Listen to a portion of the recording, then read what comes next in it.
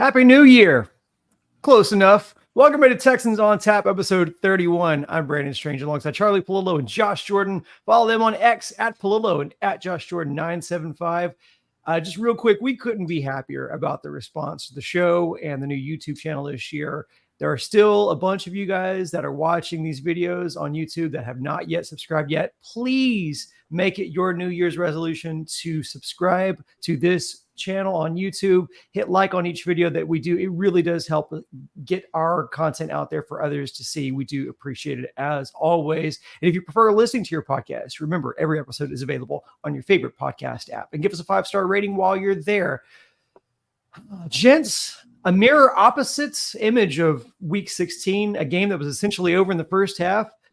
This time, the Texans are on the good side of a game that's essentially over in the first half. The defense was great, but I don't want to bury the headline. CJ Stroud's return from concussion protocol. What did you guys see out of him in his first game back? I think you can cue up that traditional New Year's Eve song, Taking Care of Business, Bachman-Turner Overdrive. It was a methodical destruction of a grossly inferior opponent.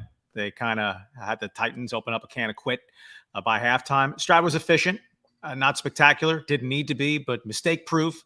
So there was no indication of lingering grogginess or indecisiveness from missing a couple of weeks because of the concussion. 24 of 32, 75%, 213 yards, so under 7 yards per attempt. Nothing eye-popping about it, but one touchdown pass, no interceptions. Look, the offense only scored one touchdown, but that was enough against just an inept Titans offense, whichever quarterback happened to be in the game.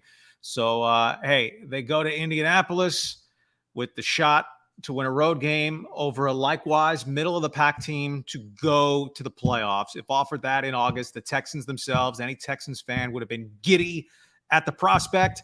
So perhaps Saturday night football for Texans Colts. That would seem a very likely game to be moved to Saturday. I think Bills Dolphins is going to get the primetime Sunday night spot for the AFC East title. Yeah, for me, I thought CJ looked terrific. It was just a nice reminder, right, of how much more watchable and fun these Texans games are when CJ Stroud's out there. And how about Will Anderson and seeing him come back and the impact he had on the game? It really, really impressive. D'Amico said after the game that Will Anderson was in a lot of pain, and credit to him that he really pushed through that ankle injury and got out there and made a big impact on the game. He's now has the single season sack record for a rookie for the Texans was 7 this year. So, yeah, I mean, you can't really ask for more than that. I think it was Whitney Merciless and Brooks Reed had 6. So now Will Anderson was 7. We'll see if he can add to that next week. So it was just great. I thought CJ played well. Noah Brown left with an injury. So we'll see how that goes. You know, they were trying to throw the ball to Mechie a little bit, and thank goodness Nico Collins was out there. He got dinged up for a second, and I was really concerned because I was looking ahead. I felt like Maybe this game was kind of out of hand early, and I wanted D'Amico to protect these guys for that big game next week against Indy. Yeah, indeed. We lost you for a little bit of that. Like I said, I think the defense was really the headline of this game. They put an absolute scare into Tennessee. And Tennessee, understandably, their O-line is thin as it is. We hope nothing's too, wrong with Will Levis. Hope it's not too serious. It looked, pretty nasty, him getting his foot stepped on. What impressed you the most out of that defensive domination by Houston? Well, look, no Malik Collins, who's been pretty stout in the interior this year. Rankins obviously involved in the play that pretty much put the game away in the first half. No John Grenard. So a twofer tying into that. Will Anderson returning, who packed a good game into back-to-back plays. And Jerry Hughes, right, 35 years old, kind of out of mothballs. And he made the hit. I thought poor recognition by Levis. He wasn't coming from the blind side, but Hughes just bursts through, goes right for the ball, knocks it loose. Rankins with the scoop and score. And I don't know how many quarters it would have taken for the Titans to hit a big play offensively, but the Texans secondary, which has been ravaged by the big play, gave up none in this game, along with not quite squelching Derrick Henry to 9 yards on 16 carries, but 12 for 42 was damage-free. I mean, props to Henry for squeezing out another 1,000-yard season, but he had negligible impact in the game yet again. Ditto DeAndre Hopkins. And, you hold an NFL opponent to under 200 total yards offense, even if it's a garbage offense, which the Titans is. That's just a good day's work defensively. Yeah, I think for me was taking advantage of opportunities. They really capitalized on that running into the kicker penalty that eventually put the Texans offense back on the field. They go down, score a touchdown, and then the next possession for the Titans, you have that scoop and score. So, I mean, that completely swung the game right there, in my opinion. That was classic stuff that over the last 3 years we'd say, oh, typical Texans. But you force a 3 and out, and then you run into the kicker, which the Texans then convert into a 94-yard touchdown drive for the 10-0 lead. So if the Titans had any sense of urgency left in them at this point, down 10-zip, getting the ball.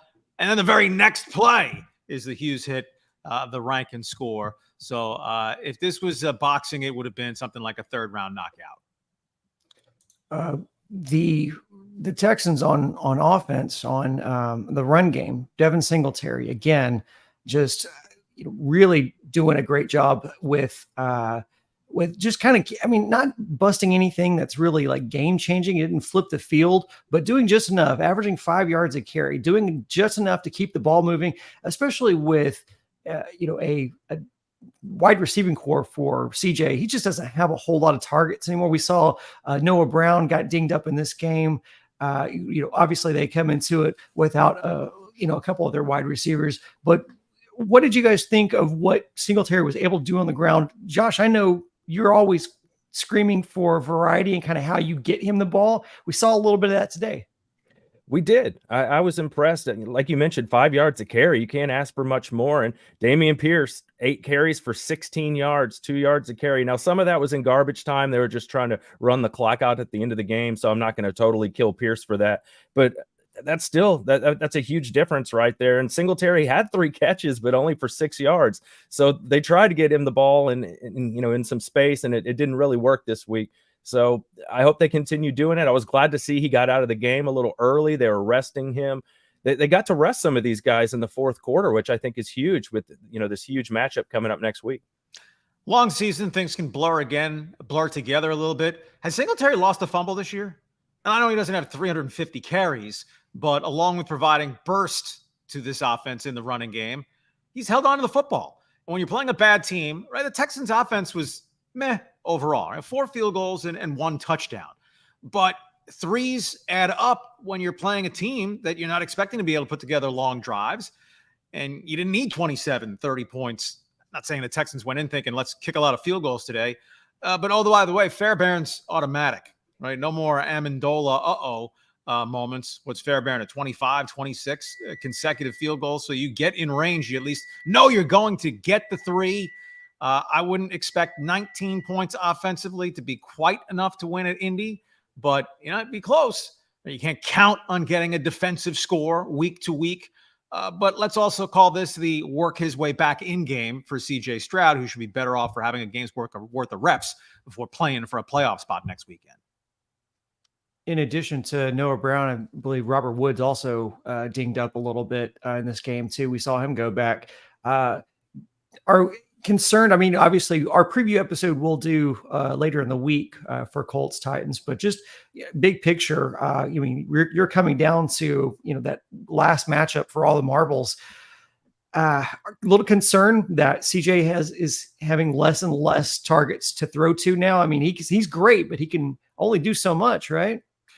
Yeah. I mean, obviously you need Collins healthy. I think the concern question out of this game is Laremy Tunsil's groin. I wouldn't want to have to go face Indy a full week. Now, they don't have Dwight Freeney or Robert Mathis to rush the passer, but if you lose Tunsil as the anchor in your pass protection from the start of the game, that would be a challenging element. However, with CJ Stroud, who is mobile within the pocket and can buy time and you can roll him out, I mean, basically they got back to having an NFL offense. It wasn't a great offense, but as we saw with 2 weeks of Case Keenum, it was pretty bad. Keenum goes to inactive, back to third string. Davis Mills was the backup who finished off the garbage time today. One game, as opposed to the start of the season when Minshew came on for Richardson, CJ Stroud, Gardner Minshew. I think if you're the Texans, you happily take your chances with that, even on the road. Yeah, for sure. Tunsil, that's the big one you worry about. But I thought they did a pretty good job protecting CJ today after he went out with that groin injury. So we'll see how he progresses. But yeah, as long as Nico Collins is available to go, and it looks like Robert Woods is kind of become the guy with Noah Brown in and out of the lineup. And when he's not going to Nico, it looks like it's Robert Woods. So he had 4 catches today, 58 yards. They're going to need him. He's not super explosive anymore, but he can move the chains. I'd like to see Dalton Schultz get a little more involved. 2 catches for 19 yards today. And a shout out to Brevin Jordan. I thought he played pretty well. I had to play a little bit of fullback today with Beck out, and he had the touchdown catch. So maybe he's somebody they kind of utilize moving forward as well. Yeah, some nice dance moves in the end zone too for the celebration. So I think there's a lot to choose from here. Who's your player of the game out of this game? Yeah, no one who I thought jumped off the page. So it was really about one play, but I'm going to salute the old guy. Jerry Hughes, 35 years old. Will Anderson back with Grenard out, who can give you a little pass rush juice for the one play that I thought ended the game. The strip sack, Rankins runs it in for 17-0. So I'll go with the old horned frog, Jerry Hughes. Yeah, I'm going to go with Will Anderson, playing through that high ankle sprain. D'Amico said, like I mentioned earlier, after the game, he was very sore. So for him to suck it up with Grenard out and make a big impact on the game, set the record I spoke about earlier for sacks for a rookie, I'm going to go Will Anderson. Yeah, it's awesome to see. Again, this is usually the time of the year in which we all kind of think about what we're thankful for. As you kind of reflect on the year and kind of look ahead to 2024. I mean, look, 9 wins. We would have gladly taken this, and as Charlie said, a shot for a wild card berth here. I mean, and especially for us, selfishly as content creators, like making this show, we didn't know who was going to watch this or how good this team would be. And so very thankful to have a really good product and really good people in place. Shout out to D'Amico. It's going to be tough runnings for Coach of the Year. A lot of deserving candidates in the running, but man, he would be my vote for sure. That's going to be it for this episode of Texans on Tap. We're going to do an early look in Wednesday's episode for Texans Colts preview. You can listen to that early on podcast. So give us a follow on your favorite podcast app for that episode early that will drop on Tuesday. And if you're watching on YouTube, direct links are in the description. So as always, we want to thank everybody for watching, especially on New Year's Eve. We know you guys have plans. Be safe. Have a happy new year, and go Texans.